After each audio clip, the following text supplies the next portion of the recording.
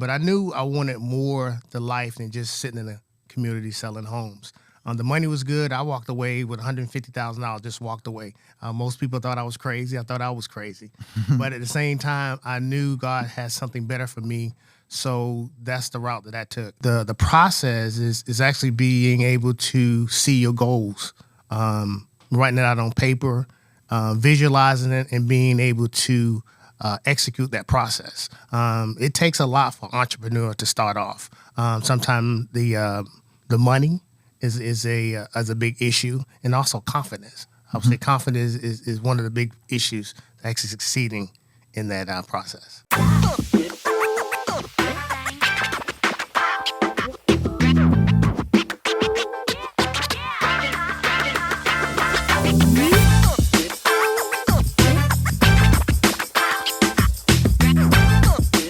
Welcome to the Southside Show, where we amplify the voices, the challenges, and the triumphs shaping the Southside. Through insightful conversations with changemakers, we explore the forces driving transformation in our communities. If you're interested in the Southside's growth and its future, you come to the right place. This is the Southside Show, where stories inspire action. Perfect. So, Artie, who do we have on the show today?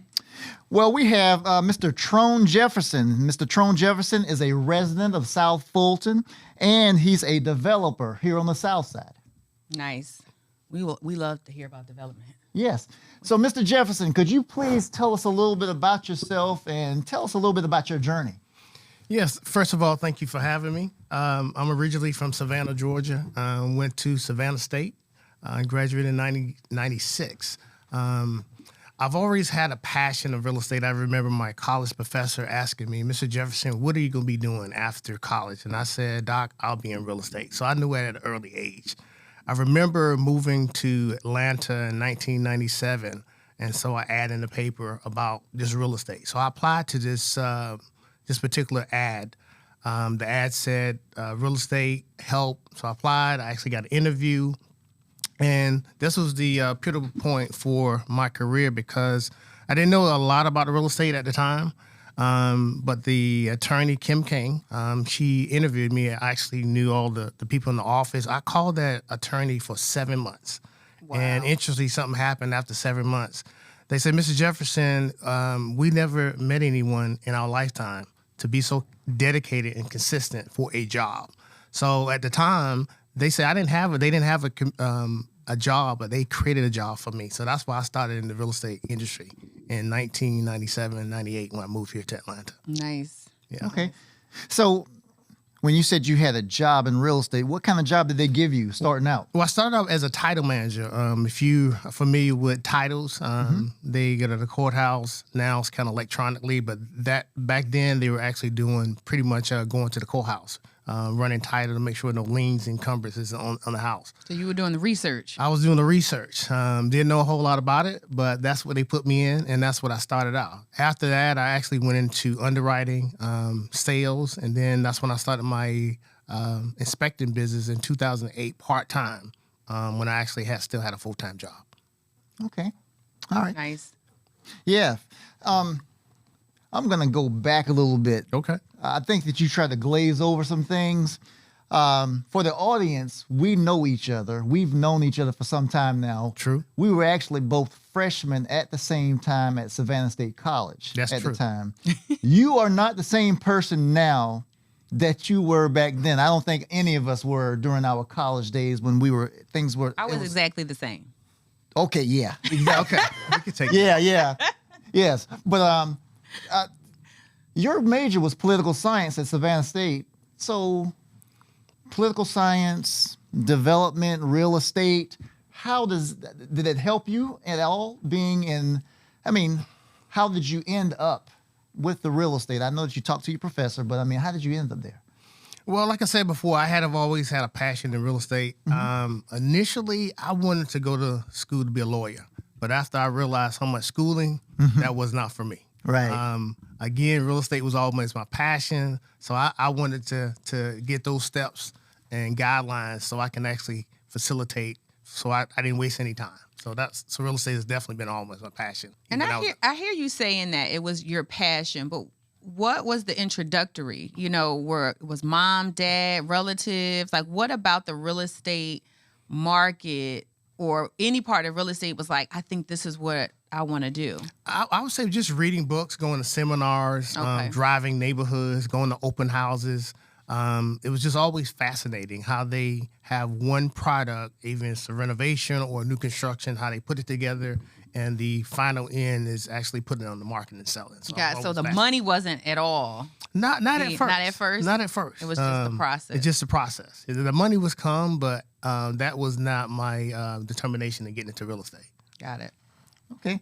Well, Trone, Dr. Jefferson, as you got more involved, you said that you got a job in real estate with a firm, but when did you finally take that leap and actually move into being more of an entrepreneur? Because I look at you as a serial entrepreneur. You do home inspections, you do real estate sales, you do development. When did you finally take that leap into becoming an entrepreneur, and what obstacles did you run into when you did that? Good question.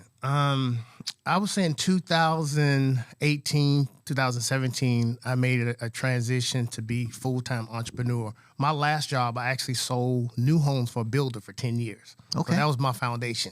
But I knew I wanted more to life than just sitting in a community selling homes.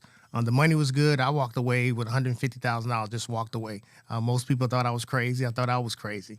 But at the same time, I knew God had something better for me.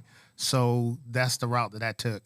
I would say the process is actually being able to see your goals, writing it out on paper, visualizing it, and being able to execute that process.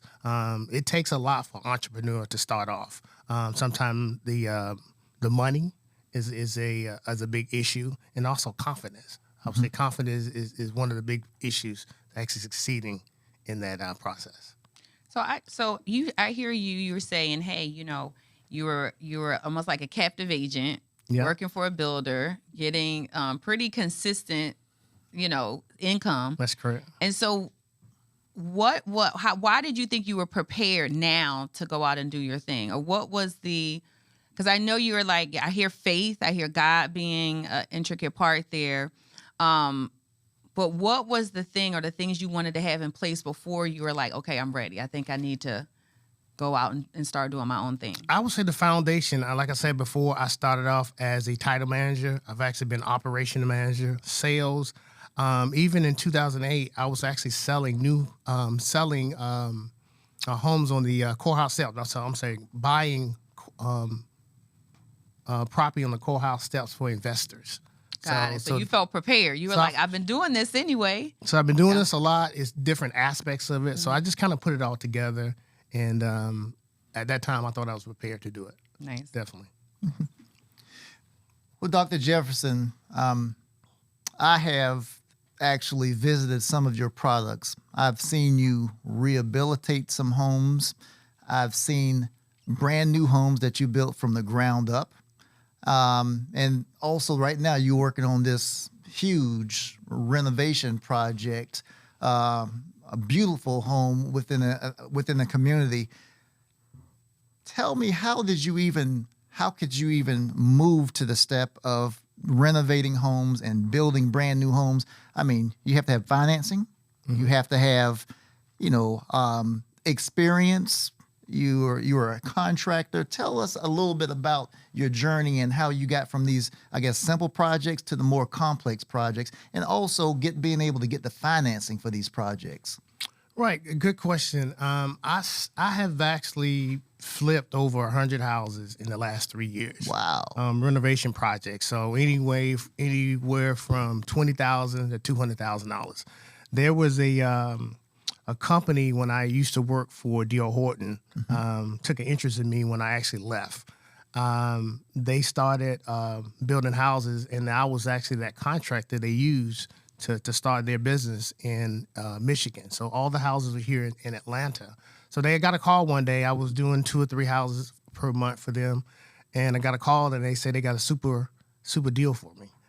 They actually gave me 40 houses at one time Wow. and asked me if I can renovate those houses. To be honest, I didn't know if I could do it or not, but I told them I can do it. Right. And what was interesting to me is that before I started any of the projects, they deposited $450,000 in my account Nice. and told me to start the projects. So, okay, so let me get this straight because some people may not know that. So, D.R. Horton being a major developer in homes, subcontracts with local contractors to actually build the homes. That's correct. Nice.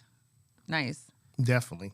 And is that something that most people can bid on, or is it just relationship driven? I would say definitely relationship. You know, when I started off, I actually got an honorary doctorate degree, and that was actually based on a relationship. The lender that I actually use now came from that relationship. I've actually bought 2 properties in Austell, Georgia. Because I own the properties, I didn't have to put anything down for closing because I own the properties. And the lender was so strategic in helping me develop those properties. Those were my first 2 new development properties. And now, as you can say now, I'm actually doing a $500,000 renovation now where the lender financed the whole deal based on my name. I didn't have to put any money down. Nice. Yeah, that's definitely incredible. And I hear the word relationship over and over and over again.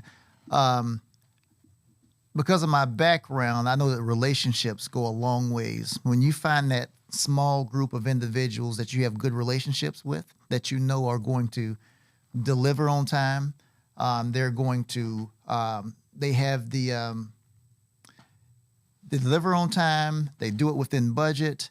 You tend to work with those individuals over and over again because the more you look good, the more they look good. That is true. Yeah. So tell us how do you, for a person that's just getting started in development, what suggestion would you give them to be able to start kind of working on those relationships?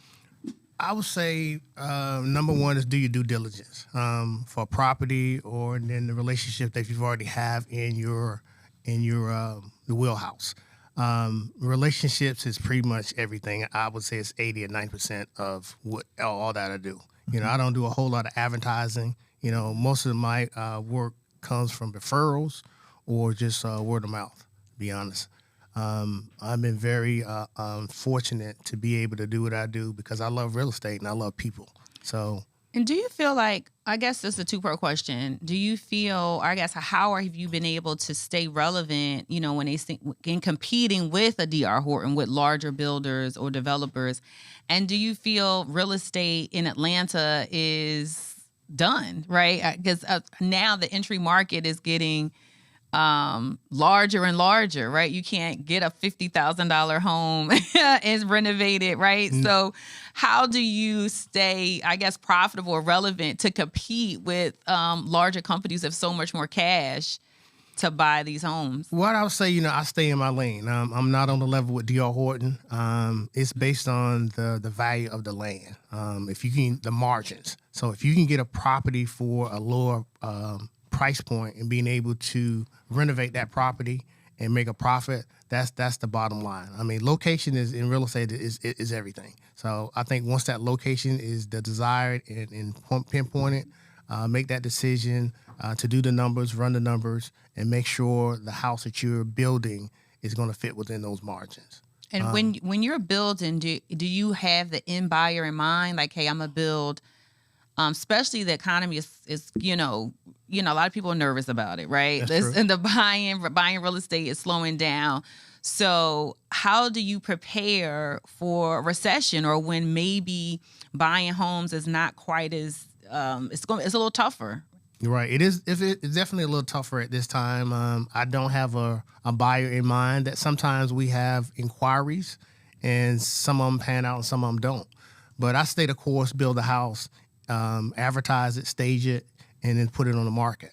I've only had one issue with the house I've had for a long time.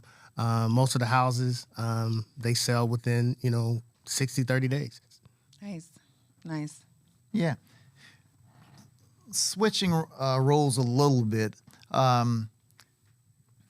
For a first-time home buyer, you work mostly with residential properties. You do some commercial work, but for a first-time home buyer, what suggestion would you give them if they're trying to enter the market?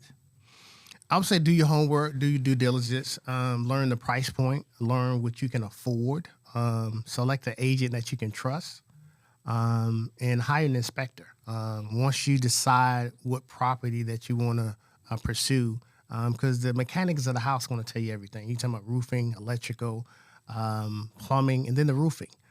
So that dictates whether you should buy a house or whether you should not buy a house. So doing your due diligence means everything in that process. Okay. What do you think is some of the hottest areas now? Like where your go-to counties or spots?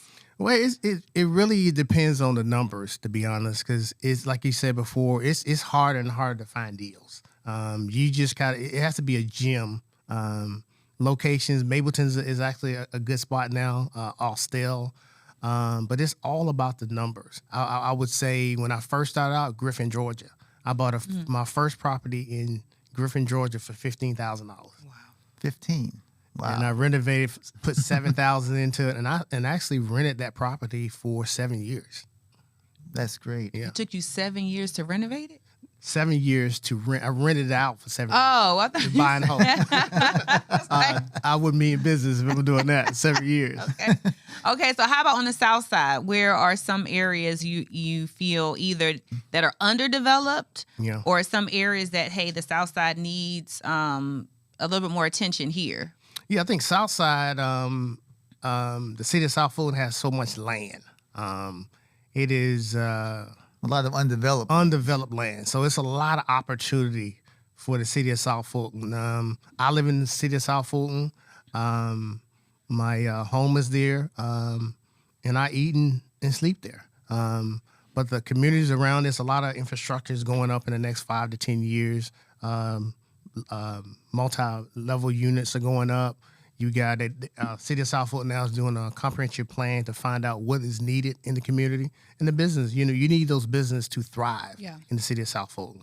And speaking of the city of South Fulton, do you feel that they're business focused and get businesses up and running faster? Or do you feel like it's a little too much maybe red tape or bureaucracy to help business owners get kind of started faster? I think that's what all municipalities is. You may have some slow parts or slow municipalities, but I think you just be involved. I'm actually involved in the city of South Fulton. I'm actually on one of the economic advisory board, and I'm actually on planning and zoning in the city of South Fulton. So just being involved, just finding out what's really going on, keep your ears and eyes to the ground to find out, just giving them a new perspective of what's really going on so you can actually go back to council municipalities to tell them what's really going on. Nice. So being a business person on the board, you're able to give them a perspective on, we need to hurry this up. Exactly. We need to help new business businesses and find out what is really needed Yeah. in the community. Got it. That's key. Yeah. And I think the interesting thing is that the more involved you are in the community, the more business it brings you, because you are right in the middle, in the fray of what's going on. You know the future developments that are coming. That's correct. You understand kind of who are the movers and shakers, and also you have the ability to be able to have access to the people that make those decisions, especially zoning. Exactly. That's a big part. The zoning and planning zoning is a big part. Obviously, like you said before, projects that's coming on in the pipeline for 2-3 years. Obviously, the permitting process takes a long time, but you know exactly what's going on. You can prepare for that and then make adjustments as you can. And as a layman, why does it take so long for zoning and permitting? Well, I mean, it's a big it's a project. It's definitely But a those process. who may not understand, why does it take so long? Well, it's you got councilmen, you got the mayor, you got the community involved. So everybody has to meet to make sure what are their ideal projects is supposed to be coming in that particular municipality, if it's one, if it's not.